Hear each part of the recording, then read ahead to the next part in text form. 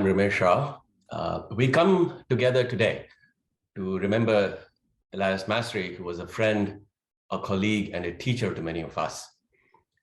We hope to paint a portrait of Elias today for this event and do so through testimonials that we have gathered from his many students, friends, and colleagues.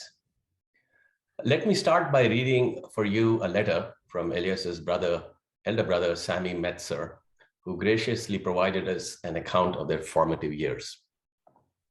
Dear friends, Samy writes, first, I would like to thank you from the bottom of my heart for your participation in this event in memory of my brother, Professor Elias Masry. Professor Ramesh, who was a close friend of Elias, and I knew him during his visit to Israel, suggested I write about Elias's childhood and adulthood, and maybe attach some pictures. Elias is the youngest son of 3 children.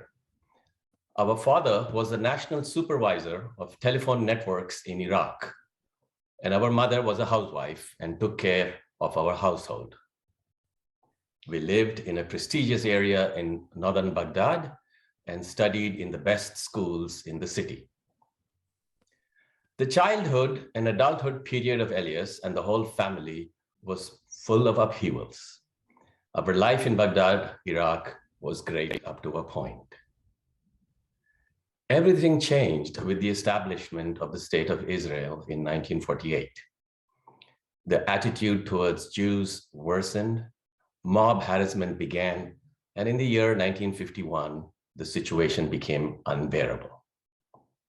In light of this, our parents decided to leave everything behind and immigrate to Israel. Elias was 14 years old at the time. We left home and all our property behind and flew to Israel. The security personnel at the airport in Baghdad confiscated and destroyed all the photos we had with us. Therefore, we do not have a single picture left from our childhood. Our first period in Israel was very difficult. Inappropriate housing, and most importantly, lack of knowledge of the Hebrew language, including literacy. At that time, our parents decided to send my brother and me to a kibbutz. At the time, the kibbutzim in Israel set up studios for teaching the Hebrew language. In return for our studies, we had to work on various jobs that were assigned to us. Among the chores assigned to Elias were collecting eggs in a coop, working in a sewing workshop, and much more. Upon leaving the kibbutz, Elias enrolled in high school and majored in electronics and graduated with honors. Upon graduation in 1955, he was drafted into the army and underwent training using military communications equipment. As he graduated with honors, as he always did, the commanders recognized in him a talent for training. And it was decided that he would continue his military service as a communications equipment teacher at the Israeli Air Force Technical School. Upon completing his military service, he studied electronic engineering at the Technion, the Israeli Institute of Technology, and graduated with honors with a BSc and MSc degree. Friends who studied with him adored him and always recounted how easily he completed each course. As Elias had a great passion for learning, he enrolled in Princeton University, where he completed his doctorate in 1968. And the rest you already know. Throughout his years in the United States, he always made sure to visit Israel and meet with his parents, siblings, nephews, and cousins. Thank you. Samy Metzer signs off. Our thanks to Samy and Erica for sharing your thoughts and pictures with us. We never saw Elias sporting a mustache before. We wish you could have been with us here today and hope to host you here at an early opportunity. So soon after Elias graduated from Princeton, he joined UC San Diego's Applied Electrophysics Department back in the day, the precursor to today's ECE department.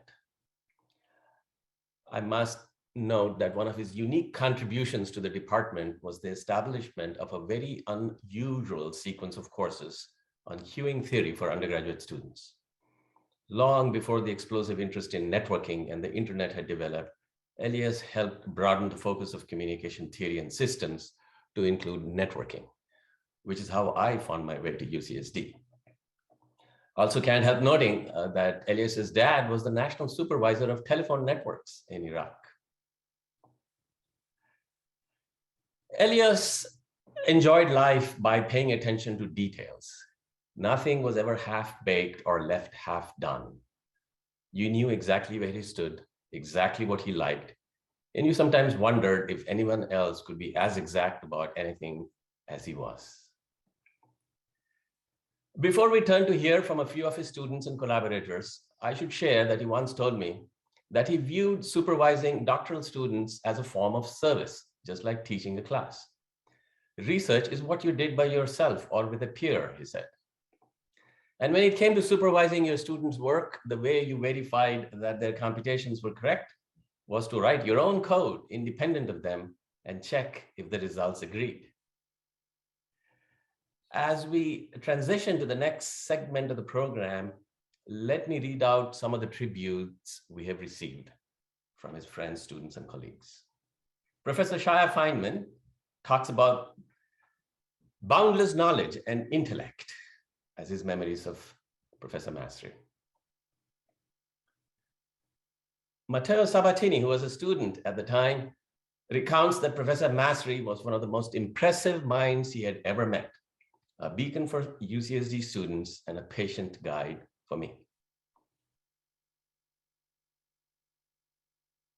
Henry Sayawan, who worked in networking, notes that Professor Masry was his role model teacher during his PhD studies at UCSD.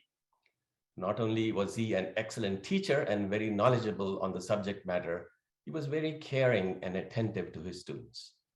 Many years after my graduation, Henry says, I'm still grateful for the lasting knowledge and inspiration shared by Professor Masry.